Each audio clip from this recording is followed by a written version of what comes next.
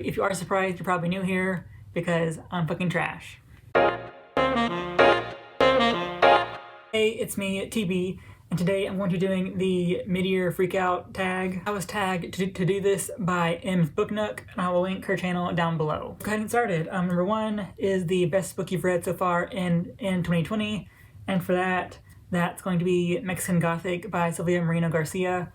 I think this is coming out at the end of June, but I got an arc of it from NetGalley, so I was able to read it like last month, I think, or something like that. And basically, this is a book about. It basically, what it says, it's a Gothic story set in Mexico. It's following our main character who is sent to investigate her cousin because her cousin married into this family. And this family is like really shady, and they're in this creepy house on top of like a hill or like a mountain or something. And then her cousin thinks that she's being poisoned. So our main character is sent there to investigate and see like what the fuck's going on. And then shit happens. Some crazy shit happens. I think it is counted as like a horror novel. But like I read it, I didn't think it was like that horror heavy. So if you don't like horror, it's fine. Because I didn't feel like it was that like super intense about it. So yeah. So number two is the best sequel that you've read so far in 2020. And for me, that's The Last Olympian, which is like the last book in the Percy Jackson original like 5-book series. I think this one is just so good because it takes place in like most this takes place in like a day or two, or like one major war or battle, I guess. And just like it's so good, like it doesn't feel like slow at all. It feels like paced very well, which is good because the first book and second book felt like very badly paced. This one fixed all the problems. I was here for all of it. People died. It felt everything got like a conclusion should be, and it exceeded those expectations. I'm not gonna tell you what it's about because like it's like the 5th book, and we all know what the series is about. So yeah, I think this is like the best book in the series probably because like everything just like comes to fruition. It's just so fucking good. So question 3 is a new release that you haven't read but you want to, and for me, it's gonna be Crave by Tracy Wolff. I think it's basically just a like Twilight knockoff written like they're released this year.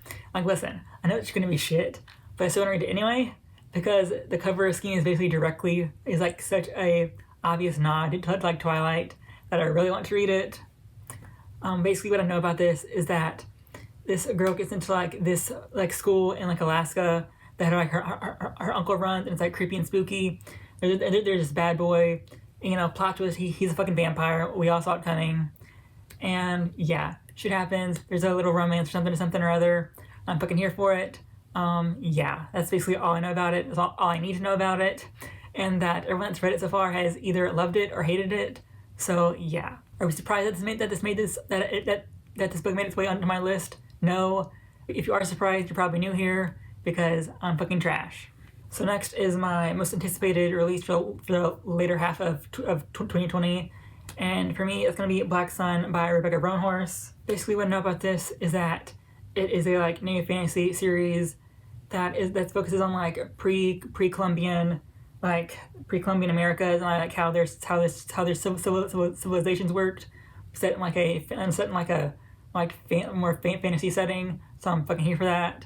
Yeah, that's basically all I know about it. That's all I need to know about it. And I got an arc of it from NetGalley, so I need to read it, but I'm hella nervous. I think it's like close to 500 pages. That means it's a fucking chunker. So yeah. Next is my biggest disappointment so far. And for that, it's definitely Unforgiven by Lauren Kate. Listen, I fucking simp for like the original like 4 or 5 books in the series so fucking hard because I still think they're good. They hold up very well. We're not gonna talk about that. This book is basically like takes place after the last book ends, but before the epilogue hits, I'm pretty sure. This follows the other love interest. He wasn't really ever a like major love interest besides like book 1. Even then, he wasn't like a major one. Regardless, follows him as he tries to like reclaim his lost love, and like everyone is so out of character. It's not even funny, and like you can tell it's supposed to be like a series starter, like a second series in this world, but it sold very poorly, so we didn't get that. So like the book ends with like the people saying like this really major plot, like story important plot point, and it's like very like drop in very randomly at the very end, and it's like okay, I guess. But like, are we gonna any like follow up on this, or is it just there? No, it's just there because there's never been like another book release, and this was like released in like 2015. So yeah, probably not gonna be another book in the series. And I'm keeping it just because I want to keep it to like keep my like system like my set of books complete. So yeah. So next up is the biggest surprise, and for that it is Dracula by Bram Stoker. When I went to this, I thought I was gonna hate it, but like it reads very modern, and like you can tell that like we're like approaching the point in fiction where like women can have like their own like story arcs, because Mina in this has like the start of like a very good story arc, then it gets to shit, and then she's like useful again, and then it's a whole fucking thing. But Mina is actually like somewhat useful in this, and it's very nice to see. I always told like how like she got shit on because she could have done so much more, but she just didn't. It's a whole fucking choice. These are just like the vampire novel that kind of started it all, or at least like made vampires more like mainstream. So yeah, I read it. I think I'd give it 5 stars. I thought it was very well done. I felt like it didn't like drag on. It was okay, it dragged on towards like the like 60% mark, I think. But like once you got past that, like the ending stretch, it's all good. The beginning is good, the ending is good. It's just like the like middle-ish part is kind of like slow. But besides that, it's all good. So 7 is your favorite new to you author, and for me, I think it's gonna be Nalo Hopkinson. This is like the second book I read by her. I gave both books 5 stars because they were so fucking good. One of this one because I just read it like this month in June. So yeah. And basically, her stories are all like based in like Caribbean culture, I guess, and I just really like them. I like the settings. I like what she does with the world building and all of that. It's all just really fucking good. Like they can start off kind of slow, but like the ending sequences are like so fucking good. It's all worth it in the end. And like while the beginning you're slow, just because like you feel like it's gonna like more like quick stuff's gonna happen, but just like building stuff up so it all makes sense in the end. So like I'm okay with that. You can see why like, some people might not be okay with that, but still, it's really fucking good. So yeah. Next is my newest fictional crush, and that is 100% without a doubt Dara from City of Brass. Listen, I know he has killed many people. He's killed a lot of people. He's kind of problematic, but still he's like super fucking hot. And like, listen, he could kill me any day, and I would be okay with that because it's Dara. And at the end of the day, it's Dara, and that's all that really matters to me. So yeah, he might be a killer. But like, again, I'm okay with that. It's all gonna work out in the end, I'm sure. So yeah. So next is your newest favorite character, and for me it's gonna be like the way death is portrayed in this book. I forget what he's called specifically, but basically our main character in this is like in their culture, or like I don't want to say like mythology because that's not the correct thing to do, because like it's like their own beliefs. It's not like polite to say that, but I guess this is to say it. But like in their beliefs, the people have like a patron deity that like chooses them, and our main character's one is death.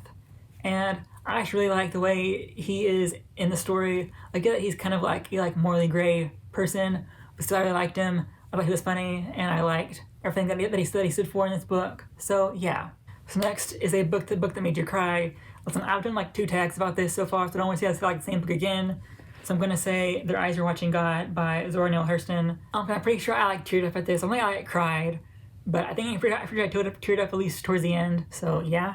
And basically, like it's gonna sound very boring, but I feel like it's a classic, so like it holds up and it's like very interesting to read. But like the synopsis or like the plot summary doesn't make it sound interesting, but it really is. Basically this is following our main character, Janie. And it's basically just like it opens with her like coming back home after being away for a very long time, and like these people are like gossiping about her because she's been gone.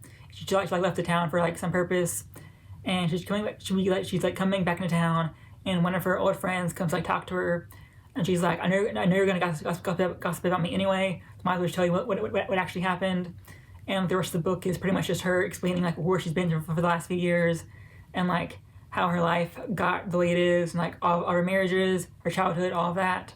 It's very interesting to read because Janie, as I think like mixed race in the early like 1920s-ish, so that does play a factor into like how she was raised and like what her relationships were like.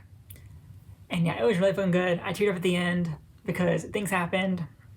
Yeah, it was a fucking ride. I think this is one of my favorite books I've read so far in the year too, just because like it was fucking good. I want to read more by Zora Neale Hurston at some point, but I just need to like figure out where to go next because this is like so fucking good. And yeah, so next is a book that made you happy, and for me that's gonna be Persuasion by Jane Austen. Listen, I know that in this book the like love interests don't even talk to each other besides like 3 times, but still I fuck with it so heavy because like the two times they like do talk, it's so good and sweet. I'm here for it all the way. This is basically about our main character, Anne Elliot, who is convinced to not marry this soldier because he like just joined the military and he's about to go off in war. So people are like, he's gonna die and he's poor, so you're not gonna get anything, so it's not worth it.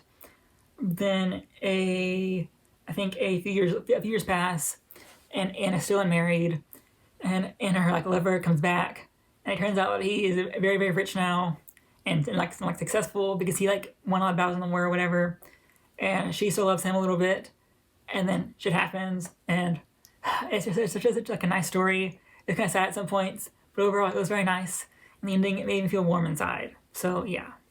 So favorite book to film TV adaptation I've seen this year. I don't watch TV or movies. I don't really fuck with like book adaptations. Is that the fucking word? I don't fucking know anymore. But cause like they already like the same job as like the book, so I don't really want to like fuck with it. Characters really look like when I picture them in my head, so I really don't fuck with it. And yeah, I just don't really like sitting down like watching something. So yeah, you don't really like watch those. So I guess oops. So next is like the favorite review you've written so far. And like I like really like write reviews and like Goodreads, and they're all pretty much like the same to me. Like I don't really like one more than the other. Very like a basic bitch review. Like I don't like paragraphs and paragraphs on it. So yeah, I don't really have anything for this. My bad, but I guess I'm just boring. 14 is the most beautiful book I bought this year. And listen, I'm gonna sound like a fucking clown for this, but we're not gonna talk about it because it is New Moon by Stephanie Meyer. Listen, this is my favorite cover in the whole series. Might be one of my favorite covers of all time. I just love this shit. I think it's so fucking beautiful, and I can't explain it, but I really fuck with it. And yeah, we're not gonna talk about it, but it's here, and it is the most beautiful book I bought this year. And last question is, what books do I need to read by the end of the year? Pretty much everything that's like right here, because this is just all the books that I've like had on ITBR at some point, but haven't like finished or gotten to yet. So yeah, do you like actually want to read all of these? Just like when and where, I guess. So yeah, and that was the Midyear Freakout tag, and thank you to M's Book Nook for tagging me. And if you like the video, subscribe, like, share, all that shit, because I'll still be here, hopefully.